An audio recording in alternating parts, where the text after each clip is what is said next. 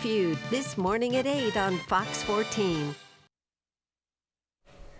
You're watching the KOAM Morning News on Fox 14. Right now at 7, students in Columbus had the opportunity to take an alternate ride to school yesterday.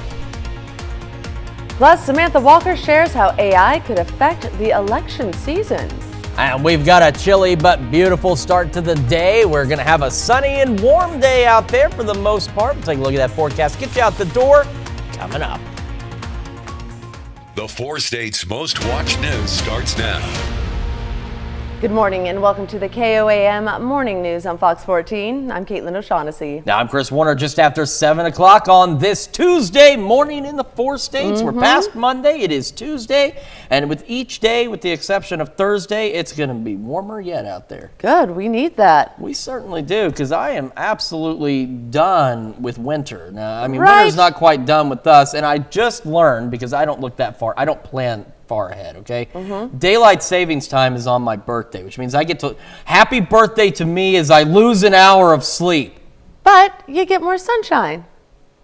So I want the hour of sleep more than I want the sunshine. You remember those old memes? It's just thanks, Marie Callender's. Right. Not even sure how, but you know what? It's Marie Callender's fault. Absolutely. Some of you folks at home remember what we're talking about. But yeah, interesting thing over in Columbus yesterday. Very interesting. Kansas Governor Laura Kelly proclaimed this week of February 17th through the 24th as FFA week throughout the Sunflower State. Some students at Columbus were celebrating FAA week by bringing their crop cruisers to class. Well, Monday, February 19th is Drive Your Tractor to School Day, and some students at Columbus High School are showing off their rural roots. It's just like, it's really great for the community. You know, we live in like a rural community, so there's a lot of farmers and stuff, and I work for one, and it's just, you got to bring a tractor. Everybody else does it here, and just a lot of my buddies do it. It's fun. Drive Your Tractor to School Day is the culmination of National Future Farmers of America Week, celebrating the impact of agriculture. Each year we try to do some activities to help promote agriculture, and on this FFA week. It's a tradition we've had for a long time here, and just showing support for Columbus FFA. And they've kept it going. I think we had 9 or 10 tractors this morning. And while a tractor trip to school might not be the smoothest ride, it's a lot slower, a lot louder, and a lot wider. I mean, coming down the road here, it was difficult this morning because I was having to swerve away from other cars. And most of these high schoolers are more comfortable behind this piece of machinery than a regular car. I learned how to drive, like, I guess, a hydrostat tractor, which is easy, just like a car, but probably a tractor first. Oh, I'd probably learn how to drive a tractor first. I've grown up on a farm. I work on a farm every day after school. It's just something that's come natural. In Columbus, Kansas, Elise Noe, KOAM News. There are 49 members in the Columbus, Kansas FFA chapter. To learn more about FFA Week, visit our website at koamnewsnow.com. What? She says, and I'll have to go back and look, that I said FAA, but I heard know him say FAA. I said, that's why she was emphasizing FFA. the 18 times FFA. FFA I know stands for what? it is. I believe it was Future Farmers of America, but I think it's changed. What is it now? Tanya Bach knows, because she used to correct Tanya us Bach all knows the time. all of that. She is all-knowing, all-wise about many things. About the only thing I know a little bit about is the weather, and we're going to talk about that right now by starting with a look outside from our camera on top of the Cornell Complex in downtown Joplin. We have a few clouds out there. This is what mostly clear looks like. Otherwise, it looks great. It is a bit chilly, though, but it's not a bad start to the day. MoDOT camera, 32nd in range line, looking pretty good as well. We've got clear skies back to the west, and temperatures around the region, we've had this 10-degree spread about on temperatures. We've got low to mid 20s, even some upper 20s, and we go in low mid 30s the further east you go. So regardless of how you look at it, I've told you before, for me, if it's below 70, it's pretty chilly, and so it's cold outside, absolutely. But the good news is it's going to warm up, and it's going to warm up nicely today. Mostly clear skies. A few clouds here and there, clouds gradually increasing by late afternoon into the evening hours. And in between all that, highs today, mid to upper 60s across the area. It's going to be absolutely beautiful. Once Caitlin moves, go. When I'm done here, you're supposed to be over there. I may have 30 seconds, but I don't have a lot to talk about now because today's a beautiful day, but we do have thunderstorm chances. I have to wait. I can't just, they could go to there, but there'd be nobody there. Anyway, we're going to have a look at those thunderstorm chances as we go into Wednesday night, early Thursday morning with your full forecast here in just a few more minutes. Caitlin? Thanks, Chris, for that phenomenal weather update. All right. Well, in today's top story, Oklahoma lawmakers are advancing a bill that would ban emergency contraception and create a database of people who have had an abortion. A state house committee last week advanced the bill. If passed, it would require a prescription to access Plan B and other forms of birth control. It would also allow civil lawsuits against anyone who helps a woman get an abortion and create a state database to track those who had the procedure. Opponents say the bill could make contraception inaccessible to many women and would violate the privacy of citizens. A Joplin family is currently without a home after a fire heavily damaged theirs yesterday afternoon. It happened just after 2 p.m. yesterday in the 2800 block of South Connecticut Avenue. Officials say everyone made it out safely, but the home is heavily damaged inside. And the Chanute Public Library yesterday hosted a unique book club event. Normally, everyone would read the same book and then discuss it, but this was a silent book club. People were encouraged to bring whatever book they wanted and read it by themselves, surrounded by other bookworms. Officials say it's a peaceful way to read while still socializing a bit. Is when we do traditional book clubs, a lot of people say that they're really nervous because they're just nervous about talking in front of other people and talking about the books to other people. And so this gives people who might have that anxiety or that hesitance of joining a book club a way for them to come out and still enjoy reading and connect with people and create a community together. The library plans to host a silent book club on the third Monday of every month. And artificial intelligence, or AI, is continuing to grow in popularity and can be found all across the web. KOAM's Samantha Walker sat down with an AI researcher to learn how this advancing technology could affect election season. So this is an actor. This is not Tom Cruise. Artificial intelligence is something you might use every day, from autocorrect to chatbots and image generators. But AI-generated images and videos, sometimes referred to as deepfakes, are raising concerns. Diana Fordham is an instructor at MSSU and researches AI. I say often, this genie is not going to be put back in the bottle. This is here to stay, and it's only going to get better. There are numerous free sites where users can generate an image with just a few clicks. But researchers say these tools can be dangerous during election season. We are not prepared for what is going to happen on this election season. We have already seen, just an example, the one that came right to mind was that Joe Biden's voice was used on a robocall. Fordham says that while some AI products have cues that help you tell they were generated, the technology is advancing every day. She says it's important to fact-check and research this election season. I question everything. I research everything, and that's what I would propose that people do when they come across any article that they think could be misinformation. She said AI technology can have many uses, but to watch out for wrongdoers. This type of technology is used for good and evil. Reporting in Joplin, Samantha Walker, KOAM News. Fordham says AI is not going away, so voters need to stay aware of its abilities for future elections. To learn more about AI, visit our website at koamnewsnow.com. And those are our top stories this half hour. Up next, the U.S. has begun investigations into the death of 2 Cuban doctors in Somalia.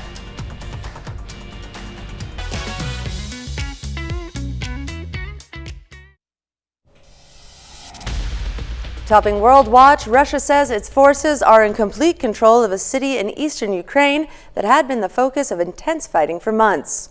The announcement from the Russian Defense Ministry as Ukraine's military chief said he was withdrawing troops from the city of Advitka. The soldiers defending the city had battled with the Russian military for 4 months. Russia says its forces are now working to clear final pockets of resistance at an industrial plant. Footage from a Russian state broadcaster shows Russian tanks moving through the destroyed city. Russian President Vladimir Putin sent a personal message congratulating his troops, describing their military action as an important victory. And 3 days after the shocking death of Russian opposition leader Alexei Navalny and his widow Yulia Navalnaya met with the European Union top diplomat and foreign affairs ministries in Brussels on Monday. Navalny's wife is accusing Russian authorities of hiding her late husband's corpse while waiting for traces of a nerve agent to disappear. The ministers said they wanted to show Navalny and the Russian opposition their support, while also blaming Russian President Putin for Navalny's death. On Monday, the EU's foreign policy chief said the bloc was mulling sanctions against Russia, even as Russian authorities say the cause of Navalny's death is still unknown. Yulia has also vowed to continue her late husband's fight against the Kremlin. Navalny was 47 years old. And the U.S. is assessing whether an airstrike against a terror group in Somalia killed 2 Cuban doctors being held hostage by the group. In a statement shared by the site intelligence group, Al-Shabaab said that the strike on Thursday hit a house, killing the 2 doctors. This is the first time Al-Shabaab acknowledged holding the doctors hostage after kidnapping them from Kenya nearly 5 years ago. A U.S. defense official says there is no credible evidence of any civilian casualties in the strike, but they are investigating the allegation. The U.S. considers Al-Shabaab and the largest al-Qaeda network in the world.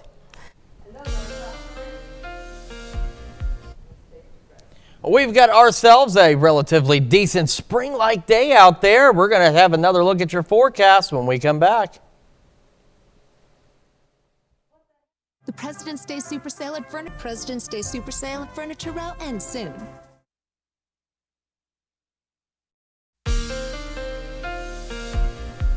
Welcome back to the KOAM Morning News, 7:16 now on this Tuesday morning. Live look from our camera on the Cornell Complex. Just a few clouds out there, hence what we call mostly clear skies. Beautiful sunrise. Chilly start to the day. MoDOT camera, 32nd in range line, looking pretty good as well as we get this day underway. So we've been talking about thunderstorm chances. They're not today, and technically they're not tomorrow. They won't be until early Thursday morning. As for today, though, we're going to look at mostly clear skies, temperatures mid-upper 60s out there, and then clouds will gradually begin to increase by late afternoon into the evening and overnight out there. We'll also see southwesterly winds gusting upwards of 20 to 25 miles an hour from tonight into tomorrow, but today looking fantastic for us. And despite the clouds tomorrow, those stronger winds are going to usher in even warmer temperatures. We're looking at a lot more upper 60s and even quite a few low 70s across the area ahead of those thunderstorm chances. So the spring-like temperatures do bring us that spring-like weather as well. So here's those thunderstorms after midnight Thursday rolling in from the west. And with these thunderstorm chances, nothing's really changed from yesterday, which is good news, but some of these could be strong to low-grade severe, with small hail being the primary risk with the thunderstorms that we could see. Now, it's not going to be one big thunderstorm. As we've said, the future track paints the best area. They're going to be scattered thunderstorms. There may be more than one out there, and it won't be one giant one, but there will be those thunderstorms, but they move out quickly. By 5 a.m., the main complex is out of here, leaving a few trailing showers. However, those thunderstorms are associated with a surface low that will develop late Wednesday, and you can see the swirl back where it is. It tracks to our south, and as it moves on as well, the winds will shift out of the north behind that. And so Thursday, we're still warm. We're still above normal, but we're going to be cooler on Thursday than where we are today and tomorrow across the area. And in terms of that thunderstorm risk, as we've mentioned, for the Storm Prediction Center, day of, or what they would say is day one, runs until about 2 o'clock in the morning the next day. So even though this is for Wednesday, it's between midnight and about 3 a.m. that we have that low end risk out there. And again, that's for some small hail as the primary concern across the area. Quick look at temperatures right now in Joplin. It's cold, 32, feels like 26. South breeze at 6 with those mostly clear skies out there. And we've still got that 10-degree spread on temperatures from the mid-upper 20s to the mid-30s across the area. Starting to see a few more low 30s, of course, out there. But as we mentioned, all of us getting in on the warmer weather today. So again, highs today, mid-upper 60s with increasing clouds later. Mostly cloudy tomorrow, upper 60s, low 70s. Low 60s Thursday with the morning storms. The weekend looks fantastic. We go back into the 70s to start next week. Pop-up storms, showers, and that'll bring our temperatures down to about normal. It'll feel really cold, though, going from the 70s to the 50s and 40s as we head into the middle of next week. Let's check your forecast. A little later, we're going to hear how a California nonprofit is set on helping people get back on their feet. Hey, Mike. Individuals with a private living space and the support to succeed. Well, a group of uplifting Californians are working in the kitchen and beyond. We hear how a nonprofit is offering an elevated dining experience and propelling culinary careers. Growing up, Devin Jordan had a lot on his plate. But these days, he's able to deal with whatever life dishes out. This is probably the furthest thing from what I envisioned my life to be.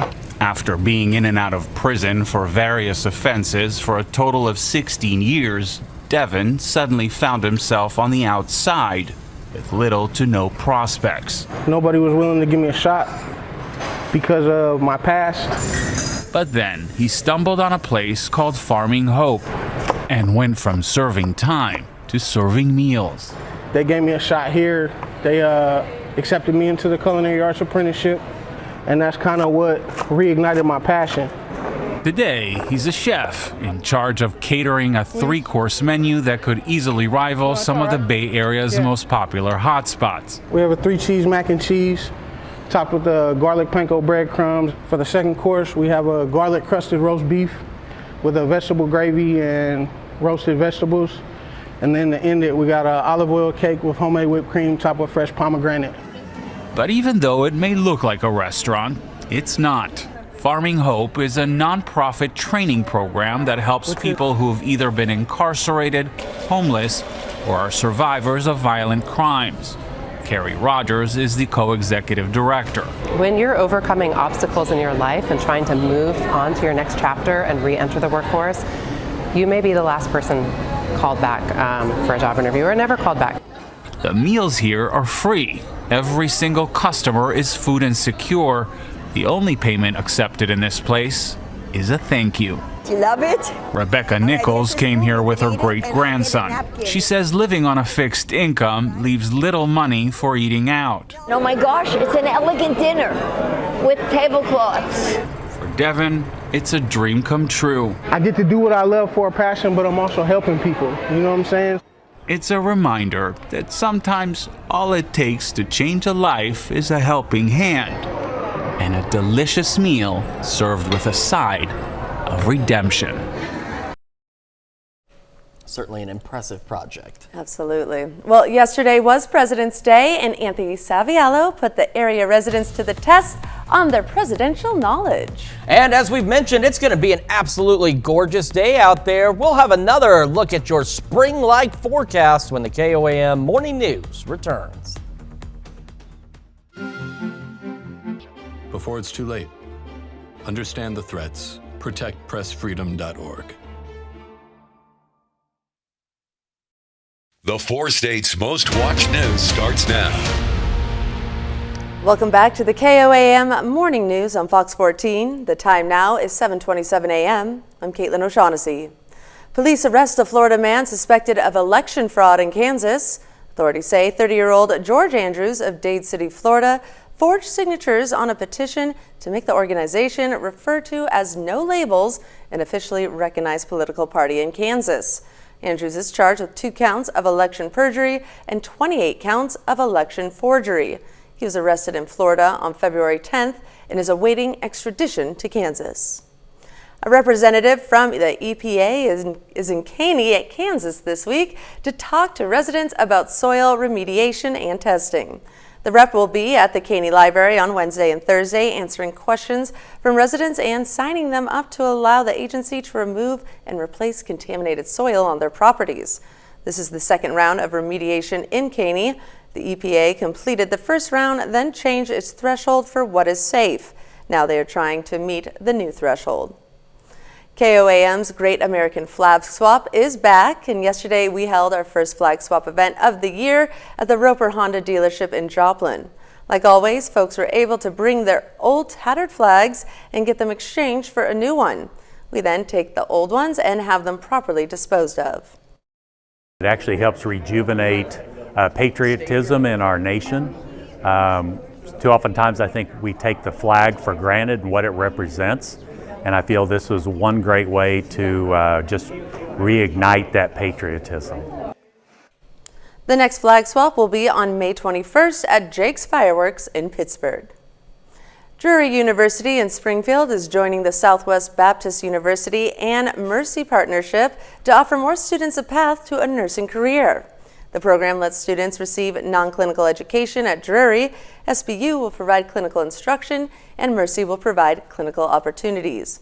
The partnership hopes to address nursing shortages in Missouri and nationwide. Mercy, is a nationwide healthcare organization, and so this opens up those opportunities for our students from Southwest Missouri to move into healthcare professions all over the country. And so the sort of notion that Drury and SBU and Mercy pairing together on this program is really exciting to all three of us. Drury students can now begin registration for the nursing program's 2024 fall semester. And we've got ourselves a very spring-like day out there. Now, I know if you're waking up, getting out the door for work, school this morning, you're like, no, it's not spring-like. And you're right, it's a bit on the cold side out there. Our camera downtown Joplin on the Cornell Complex looks great, but again, it is a bit cold. But you see, we've already got plentiful sunshine out there, even from the MoDOT camera at 32nd and Range Line there in Joplin. But the temperature's painting a not-so-spring-like story. We've got upper 20s to the low 30s and still some upper 30s out there as well. So these are actually relatively seasonable. They just feel really cold. Despite that cold start, temperatures rising quickly, and we've got highs mid-upper 60s today, and clouds will gradually increase as we head into late afternoon and into the evening hours across the area. We're going to have relatively decent winds, about southwest at around 5 to 10 miles an hour. Warm temperatures, gradually increasing clouds. So ahead of that, most of our day is sunny, and then spring-like weather, as you know, can occasionally bring spring-like thunderstorms. And we do have the possibility of some thunderstorms as we go into early Thursday morning. And then we're going to be a little bit cooler. So some changes on the way. We'll talk about what we're expecting with those thunderstorms and how this weekend is shaping up with your full forecast here in just a few more minutes. Caitlin? Thanks, Chris. Well, yesterday was President's Day, but how much do people in the 4 states actually know about our nation's leaders? KOAM's Anthony Saviello put 4-staters' presidential knowledge to the test. An extended weekend for kids in our area thanks to the federal holiday we have come to know as President's Day. Do you know why you're out of school today? Lay down with your parent-teacher conference. Close.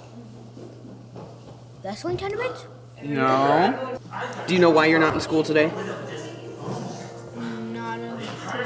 Today is President's Day. For kids, Monday may just be another day off school. But how much do they know about our nation's presidents? Very first president of the United States. Donald Trump? Now, President's Day falls on the third Monday of February every year. But do 4-staters know why it falls on that particular day? Maybe college students know a little better. Why do we celebrate President's Day on this day? Whose birthday does it fall on? I have no idea. George Washington? That is correct, Okay. yeah. Is that when the White House burned down? No, that is not when the White House burned down. Surely they know the faces of the presidents carved into Mount Rushmore. Abraham Lincoln, George Washington. John F. Kennedy. Yeah, JFK. No, that is not. No. Lincoln is up there. Jefferson. Roosevelt, Teddy. Is Abe Lincoln up there? He is. Theodore Roosevelt. Correct. That's Okay. 3. Thomas Jefferson. Come on, Lee. Though many know that George Washington was the first president and Joe Biden is the current president, some fun facts we just don't realize. The fact that James Madison was the shortest, and the fact that William Henry Harrison only spent 31 days in office sometimes go overlooked. But it's important to remember our nation's history and the leaders that carried us to where we are now. Reporting in Pittsburgh, Anthony Saviello, KOAM News. Some other fun facts you may not know about our presidents is that James Garfield was the first known left-handed president, and Theodore Roosevelt was the youngest president to take office. And that's a look at our top news stories coming up this half hour on the KOAM Morning News. Charlene Patton joins us and shares a recipe for a wonderful, healthy dessert. Stay tuned. This is Scott with Windows for Less. With Spring Easy Breezy, give us a call today to schedule your free at-home estimate. If you want the best for less, call Windows for Less. Welcome back to the KOAM Morning News. Our good friend Charlene Patton from the Kansas Soybean Commission, all the way down from Topeka, just west of where all the celebrations were taking place a couple of Sundays ago. But you've brought us another amazing recipe here for us. We are doing delectable desserts during February. Okay. So it seems like there's always time to have a celebration. So we're giving you lots of choices. This one is actually one from the Soy Foods Institute, and I thought it'd be fun to share it with you. It uses tofu, and I did 1 package of tofu, of silken tofu. So it's about a 12-ounce package. Be sure you drain all the moisture off of it. It'll have a little bit of water in there, and that's just from the curd of the soybeans when they pressed it to make the tofu. Okay. The best way to do this, now they suggest doing it in the blender, but I really like doing it in the food processor. And so I put it in the food processor, and it is that 1 package of tofu and a 1/2 cup of creamy peanut butter. Okay. Put that in there, and you can see, Chris, how nice and smooth and how just how nice that is. Now I put this into a bowl for us today because I wanted to show it to you easily, but you could really make this whole thing in the food processor. So what you would do then, and this is 1/2 cup of chocolate chips that I melted. So you would just put that in your food processor too. Okay. But we're just going to stir that in. And then do you see I have a little measuring cup? I do. Okay, that is 2 tablespoons of vanilla soy milk. And you can add that. Alrighty. I'll put that There there. we go. And all we're going to do is mix this together.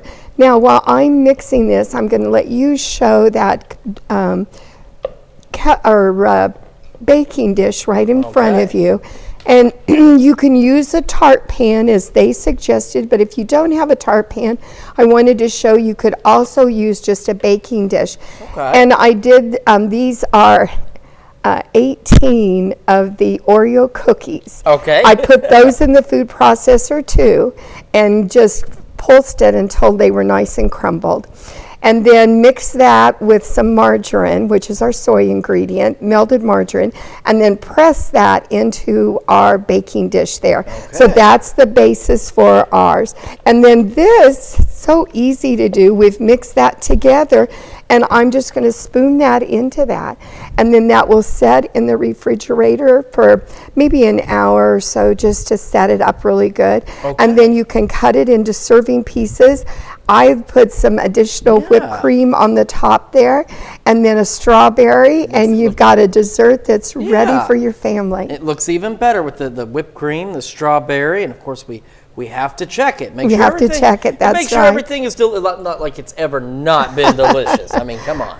Well, one of the great things about this recipe is you're using the tofu, which is less in calories. So you're getting get a nice sweet dessert. You can add different kinds of chocolate if you want to, but it sure makes a nice dessert to have for our February delectable desserts. It certainly does, and you can taste that peanut butter in there too. It is delicious. So, of course, Charlene, if people want this recipe or any of the others we've been featuring, where do they need to go?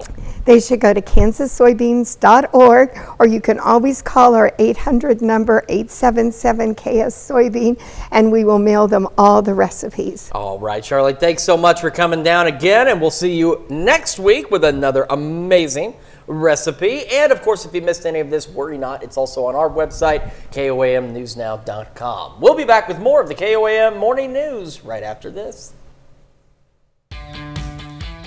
Inspiring, connecting cultures, leading by example. Teaching is a journey that shapes lives. Are you ready?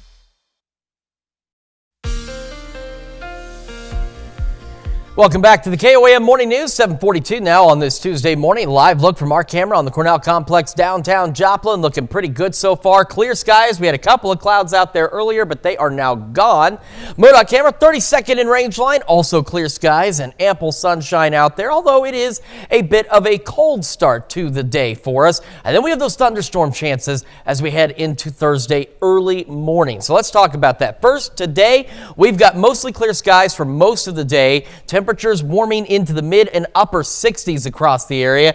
And then as we go late afternoon and into the evening, clouds will gradually increase and will start to go mostly cloudy late evening and into the overnight hours. We also could see some gusty winds out there pushing about 20 miles an hour tonight, and they'll pick up out of the southwest to about 25 tomorrow. Tomorrow, we're looking at mostly cloudy skies, but that does not stop us from being even warmer tomorrow than we are today. Look at the number of low 70s by 4:30 tomorrow afternoon. It is going to be an absolutely wonderful day temperature-wise, although there will be a few more clouds out there. However, this spring-like weather in turn is bringing us spring-like weather in the form of thunderstorm chances. So let's talk about what happens as we go overnight Wednesday into early Thursday morning. There will be a surface low that will develop off to our south and west, and there will be thunderstorms that will begin to fire up late Wednesday night out to our west. By about midnight, they'll begin to roll into the area, and then we're looking at scattered thunderstorm chances between about, say, midnight and 3, maybe 4 a.m. at the latest on Thursday. But these thunderstorms could be strong to low-grade severe, with hail being the primary threat with these storms at this point. That's the one piece of good news. That has not changed since yesterday. It's been consistent through today. So as we go into early Thursday morning, we'll have those thunderstorms roll through, and we'll have showers lingering by 5 a.m. And then as we head later into Thursday, the showers, clouds start to roll on out and will gradually begin to clear out late Thursday. However, as that surface low passes, the winds shift back behind that, and we get a north breeze. So we're going to be cooler on Thursday, but still above average, still not too bad, just cooler than where we have been. So again, as we've discussed, this is really, even though it's Wednesday, for the Storm Prediction Center's purposes, Wednesday carries on until 2 a.m. Thursday, and that's where this low-end risk for some stronger storms comes from, for that strong, low-grade severe thunderstorms. It's been expanded since yesterday, but it's not been increased. The risk hasn't been increased, so that's some good news as well. Quick look at temperatures in Joplin. Look at those clear skies out there. I see a stray cloud right there. That's it. 32. It's cold. Feels like 26. South breeze at 6. We've still got about that 10-degree spread in temperatures from the mid-upper 20s to the low to mid-30s across the area. But again, all of us will be getting in on the warmer weather later today. Well, the increasing clouds late, again, mid-upper 60s, low 70s tomorrow for most of the area. Thunderstorms Thursday, low 60s for our highs. And heading into the weekend, check this out. Beautiful weather. Sunny skies, a few clouds Sunday, upper 60s, low 70s. Those continue until Tuesday. Pop-up storms Monday, showers Tuesday and Wednesday. They'll make it feel a lot colder, but will be closer to normal by Wednesday and Thursday as we fall back into the upper 40s and low 50s. And that's a check of your forecast. Now we're sending it over to Caitlin with Consumer Watch. All right. Well, a potential deal could combine two of the largest credit card companies in the U.S. Capital One announcing it is planning to buy Discover Financial Services for more than $35 billion. If the deal is finalized, it would increase Capital One's footprint in the payment industry. Capital One, which is the 9th largest bank in the U.S., uses MasterCard and Visa for a majority of its cards and would likely switch some of them to the Discover network. The companies say they expect the deal to close later this year or early next year. If you've ever gotten your phone wet, you may have been told to put it in rice, but Apple is now advising against doing just that. The tech company says putting a wet iPhone in a bag of rice could allow small particles of rice to damage it. Apple also advises against using an external heat source or inserting cotton swabs or paper towels in the charging ports to dry the phone. Instead, Apple recommends tapping your device softly against your hand with the connector facing down so you can remove the liquid. Then leave it in a dry area with some airflow for at least 30 minutes. If you're still seeing a liquid detected alert when trying to charge your phone, you may want to let it dry for a full 24 hours. And beer sales skyrocketed during Super Bowl 58, but some brands did better than others. A report from restaurant engagement platform Union finds beer sales in bars and restaurants rose 16% on game day compared to any other day. That is a 6% increase from last year. The report says on Super Bowl Sunday, the top-selling beer based on whole day sales was Corona. Corona surpassed Bud Light, which saw a 50% drop in sales on game day. And that's a wrap for our Consumer Watch this morning. Now let's take a look at the market prices before the opening bell.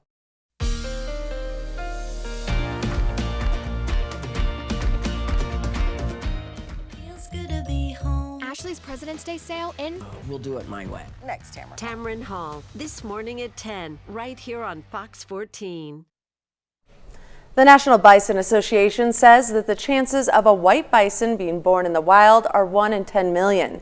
Although the odds are slim, a Central Texas wildlife park is now home to not 1, but 3 white bison calves. Nate Smith is at an event is in Evant, Texas, to give us a closer look.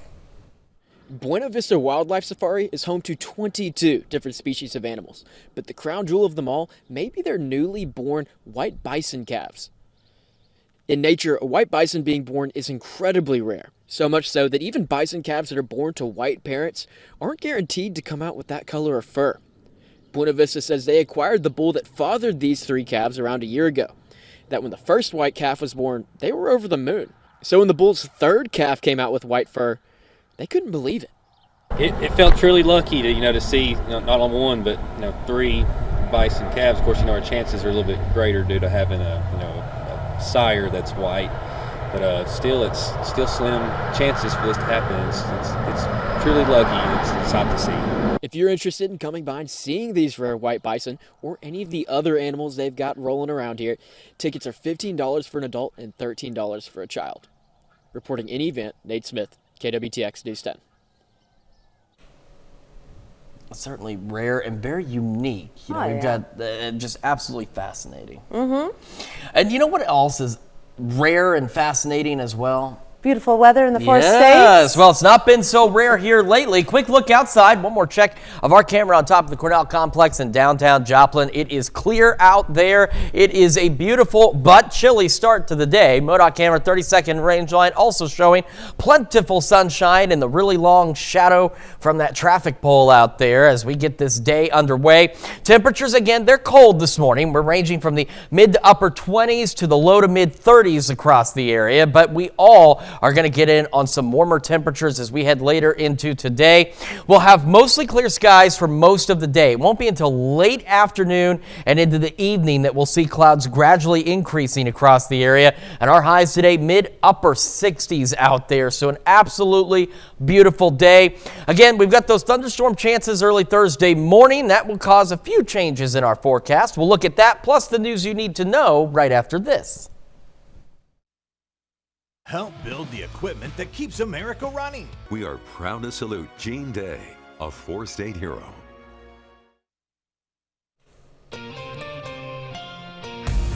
Here's a check of today's top headlines, the news you need to know before you head out the door. Oklahoma lawmakers are advancing a bill that would ban emergency contraception and create a database of people who have had an abortion. If passed, it would require a prescription to access Plan B and other forms of birth control. It would also allow civil lawsuits against anyone who helps a woman get an abortion. Opponents say the bill could make contraception inaccessible to many women and would violate the privacy of citizens. Police arrest a Florida man suspected of election fraud in Kansas. Authorities say 30-year-old George Andrews of Dade City, Florida, forged signatures on a petition to make the organization referred to as No Labels an officially recognized political party in Kansas. Andrews is charged with 2 counts of election perjury and 28 counts of election forgery. He was arrested in Florida on February 10th and is awaiting extradition to Kansas. And KOAM's Great American Flag Swap is back. Yesterday, we held our first flag swap event of the year at the Roper Honda dealership in Joplin. Like always, folks were able to bring their old tattered flags and get them exchanged for a new one. We then take the old ones and have them properly disposed of. As we go through the rest of today, again, mostly clear skies, clouds gradually increasing late today, highs mid-upper 60s. Tonight, winds will pick up, gusting upwards of 20, and we'll fall back into the upper 40s to right around 50 degrees with mostly cloudy skies. And then we've got those thunderstorm chances Thursday morning. A strong or low-grade severe storm is possible between, say, midnight and 4 a.m., with small hail being the primary concern with any thunderstorms early Thursday morning.